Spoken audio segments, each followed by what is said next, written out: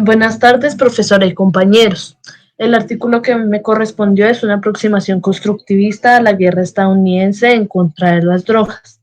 Un texto escrito por Sandra Borda Guzmán en enero del 2002. La profesora Borda Guzmán es profesora titular de la Universidad de los Andes, del Departamento de Ciencia Política, es politóloga de la Universidad de los Andes, tiene una maestría en Relaciones Internacionales de la Universidad de Chicago y una maestría en Ciencia Política de la Universidad de Wisconsin. También tiene un doctorado en Ciencia Política de la Universidad de Minnesota y también tuvo un posgrado en Política Exterior de la Universidad de Groningen. Para complementar, Sandra Patricia Borda Guzmán es profesora de Política Exterior Colombiana y Teoría de las Relaciones Internacionales en la Universidad de los Andes. Fue instructora de Gobernanza Global en la Universidad de Minnesota y también fue investigadora en la Universidad de Rosario, la Javeriana y la Universidad Nacional. En cuanto a su experiencia gubernamental y servicio público, fue miembro de la misión de política exterior para la comisión convocada por el gobierno de Colombia.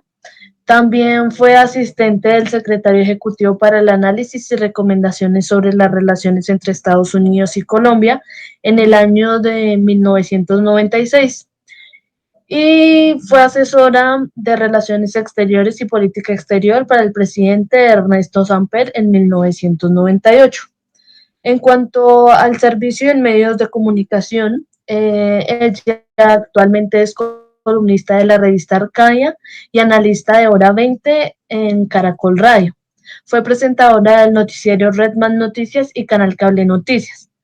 También fue analista internacional en Blue Radio y columnista ocasional en El Tiempo y en El Espectador. Y también ha colaborado con la BBC de Londres y con Russia Today. En cuanto a sus artículos y libros, ha publicado más de 40 artículos, entre los más importantes está Estados Unidos o el último estado hegemónico, el poder en la era del ascenso y la consolidación del resto del mundo.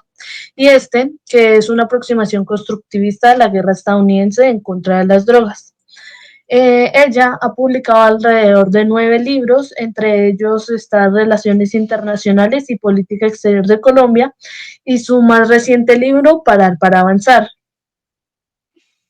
En cuanto a la idea central del autor, ella quiere explorar las razones por las cuales las diferentes administraciones estadounidenses insisten en su mantenimiento, así como la puesta en marcha de un discurso legitimador para la misma. En este artículo, Sandra Borda realiza un análisis en el que se basa en las administraciones de los expresidentes estadounidenses tanto de Carter, Reagan, Bush y Clinton. Ella se basa en las contribuciones más importantes que cada uno tuvo en su discurso de la política antidrogas y lo que estaba sucediendo en esa época.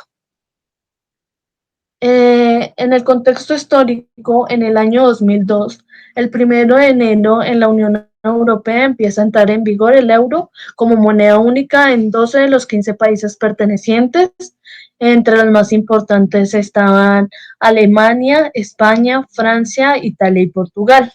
También el 20 de febrero en Colombia, el presidente Andrés Pastrana suspende los procesos de paz con el grupo FARC. Esto por roces con altos mandos militares con el presidente y también por la decisión de otorgar una zona desmilitarizada en la región del Caguán. El 1 de junio entra en vigencia el Estatuto de Roma que crea la Corte Penal Internacional, que se establece para juzgar a individuos por genocidio, crímenes de guerra y los crímenes de lesa humanidad. El 7 de agosto, Álvaro Uribe asume el cargo como presidente para el periodo 2002-2010 y también se da un encuentro entre los presidentes George Bush de Estados Unidos y Álvaro Uribe Vélez en la Casa Blanca. El 10 de septiembre del 2002, Suiza logra ingresar a las Naciones Unidas, convirtiéndose en el estado número 190 en ser aprobado por la votación popular. Y por último, el 27 de septiembre del 2002, en Brasil, Luis Ignacio Lula da Silva es elegido presidente para el periodo 2003-2011. Entre los conceptos más importantes dentro de la lectura está el constructivismo, la política antidrogas, la seguridad nacional, securitización, harm reduction o reducción de daños y costo-beneficio. El constructivismo se ocupa de entender cómo el rol de las ideas moldean el sistema internacional y por ideas se refieren a los objetivos, las amenazas, los temores, las identidades y otros elementos de la realidad percibida que influyen a los estados y a los actores no estatales dentro del sistema internacional. La política antidrogas es la política generalmente de un gobierno con respecto al control y la regulación de sustancias psicoactivas, particularmente aquellas que son adictivas o causan dependencia física y mental. Los gobiernos intentan combatir la adicción o dependencia a las drogas con políticas que aborden tanto la demanda como la oferta de las drogas. Seguridad nacional se refiere a la noción de relativa estabilidad o calma que supone beneficiosa para el desarrollo de un país, así como los discursos y estrategias para poder conseguirla. Securitización es una reacción a los estudios tradicionales sobre seguridad, a las teorías realistas y los neorrealistas de las disciplinas de las relaciones internacionales, que se restringían el concepto de amenazas solamente a los peligros de tipo militar. Harm reduction o reducción de daños se refiere a las políticas, programas y prácticas que tienen como objetivo minimizar los impactos negativos en la salud, sociales y legales asociados con el uso de las drogas, las políticas de las drogas y las leyes sobre las drogas. Y por último, el costo-beneficio, que es una aproximación sistémica a la estimación de fortalezas y debilidades de alternativas de acción con la finalidad de determinar las opciones de abordaje que ofrecen el mejor beneficio mientras se conservan los recursos. Bueno, ya centrándonos en la lectura, la guerra contra las drogas ha sido una de las más largas y menos exitosas que han existido en el gobierno estadounidense. Y Sandra Borda explica que este fracaso se debe a dos explicaciones. La primera es que la guerra no se ha ganado debido a la falta de cooperación de los países productores, ya que si los gobiernos productores pudieran ser persuadidos apropiadamente para poder implementar más controles, el resultado sería una reducción sustancial en la producción ilegal de las drogas. Y también el segundo, que es que existe una debilidad central de la lucha de las drogas en el diseño y ejecución de la estrategia estadounidense. Este está compuesto por el énfasis en la producción, la aplicación de la ley y la alta militarización y securitización. También porque existen contradicciones internas en cuanto a la estrategia utilizada y también porque se da una falta de coherencia y consistencia en su aplicación por parte del gobierno estadounidense. La lectura se centra en dos modelos para el control de la política antidrogas. El primero es el modelo prohibicionista, que tiene lugar cuando la lógica de apropiación predomina y el resultado es el predominio de normas, reglas, valores y creencias. Este modelo está más incorporado en el sistema presidencial, ya que como se basa en normas y reglas, se puede abordar la lucha contra el mal, el mantenimiento de la seguridad, y también en este modelo se define el consumo de las drogas como un crimen o una amenaza. En cuanto al modelo de salud pública, este modelo se da cuando la lógica de las consecuencias esperadas prevalece, que es el resultado de una evaluación en términos de costo-beneficio. Este modelo se define como, el consumo de las drogas es definido como una enfermedad de asunto social que afecta a la población. Public enemy number one in the United States is drug abuse. In order to fight and defeat this enemy, it is necessary to wage a new all-out offensive.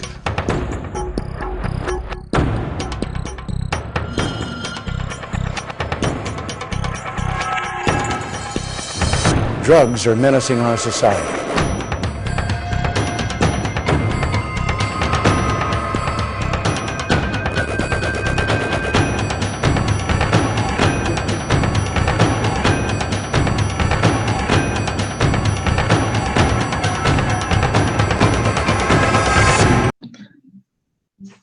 La primera administración estadounidense en ser analizada es la del expresidente Jimmy Carter, que inicia el 20 de enero de 1977 hasta el 20 de enero de 1981. Su administración se titula como un corto triunfo de la lógica de las consecuencias esperadas. El objetivo principal de esta administración no era frenar por completo el problema de las drogas, ya que se sabía que este propósito no podía ser alcanzado y era prácticamente imposible. Pero la política de Carter también consistió en dar al público las implicaciones del uso y el abuso de las drogas. También se encargaba de explicar las clases de drogas que existían y en esta administración se consideraba este problema como un asunto de salud. Su discurso más relevante fue: debemos vigilar a los ciudadanos y a los padres a lo largo del país para ayudar a educar el creciente número de jóvenes americanos que están experimentando con drogas sobre el peligro y el abuso de las drogas.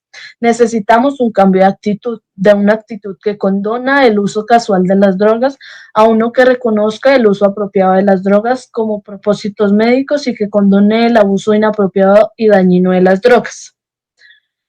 El expresidente Carter escoge a Peter Broun como el zar antidrogas de Estados Unidos para su administración por un periodo de 1977 a 1978.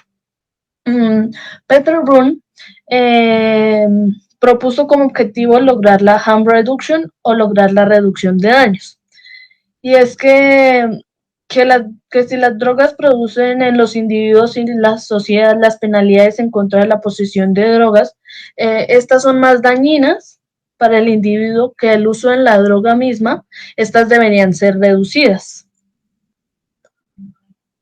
La siguiente administración es la de Ronald Reagan, que inicia el 20 de enero de 1981 hasta el 20 de enero de 1989.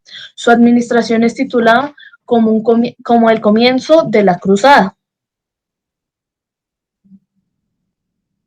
En esta administración se da un giro radical y esta comienza a ser considerado como una guerra contra las drogas, dejando de ser técnico y médico a pasar a ser más político y moral, estableciendo que no existían clases de drogas, que no existían ni buenas, ni aceptables, ni malas, que no habían categorías y que todas son malas. En esta administración se llegó a considerar el problema de las drogas como un problema que amenazaba a la seguridad nacional. En esta administración también se escuchaban varias declaraciones como la de Carlton Turner, quien fue el zar antidrogas del gobierno Reagan, quien dijo que la homosexualidad parecía ser algo que sigue antes del uso de la marihuana. Y la primera dama también en la Casa Blanca afirmó que si se era un vendedor casual, también se era cómplice de asesinato. Y desde ese momento los estadounidenses empiezan a ver las drogas como un enemigo que amenazaba los valores americanos y también su propia seguridad. Su discurso más relevante fue: nunca en mi vida he escuchado un eufemismo más complaciente por parte de aquellos que apoyan el uso de las drogas. No hay nada recreacional en aquellos niños que han perdido sus vidas y cuyas mentes han sido arruinadas. Si esa es la idea que alguien tiene de recreación, es bastante enfermiza. Demasiado frecuentemente hemos caído en una trampa de uso del lenguaje lindo, fácil, placentero y liberal. Y cuando hablamos de drogas, el lenguaje no endulzará la existencia de sobredosis, los suicidios y las vidas arruinadas.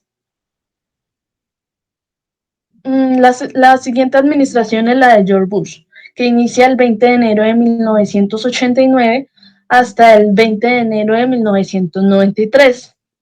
Su administración es titulada Debemos hacer más.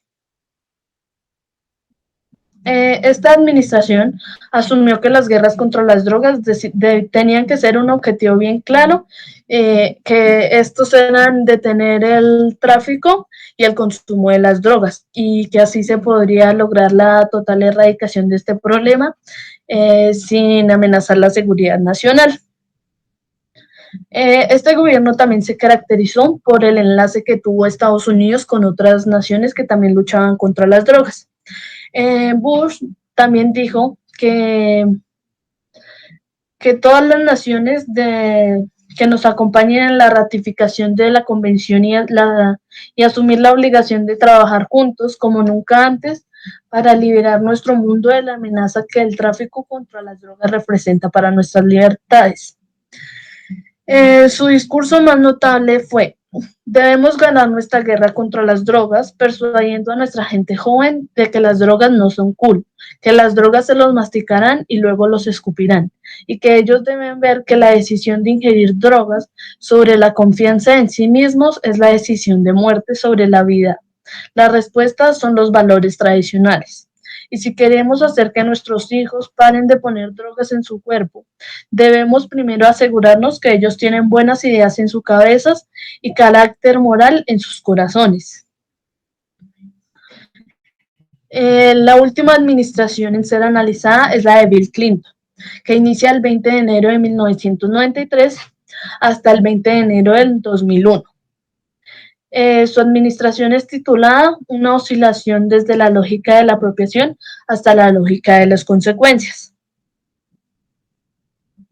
En esta administración hay una fuerte tendencia a clasificar el asunto de las drogas como una perspectiva de salud pública, por lo cual el zar antidrogas McCaffrey de la administración Clinton dijo que definir la lucha contra las drogas como una guerra había tenido graves consecuencias negativas. En este gobierno, Clinton vuelve a la doctrina Carter de la reducción de daños, en la que es vista como un problema de salud pública y no como una criminalidad y castigo. Pero también utiliza la doctrina Reagan y la de Bush, lo que indica que no se lograría una victoria total, pero sí se podría reducir el número de personas jóvenes que consumían y también la reducción de cantidades de drogas que se producen.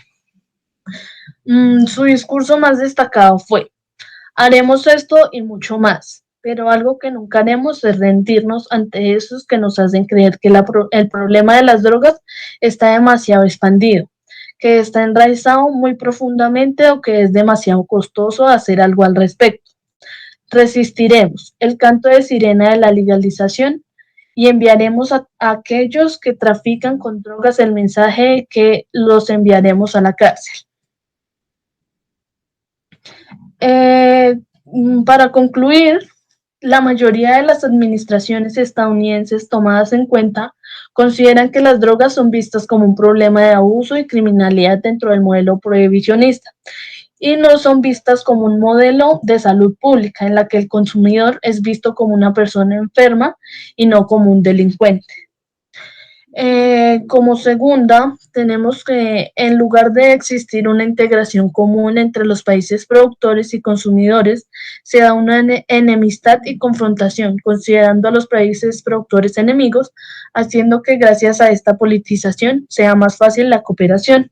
Y por último, la seguridad es un concepto pro status quo, que hace que las cosas permanezcan como se encuentran en la actualidad, por lo cual no existió ningún cambio en la política antidrogas hasta hoy, el día de hoy.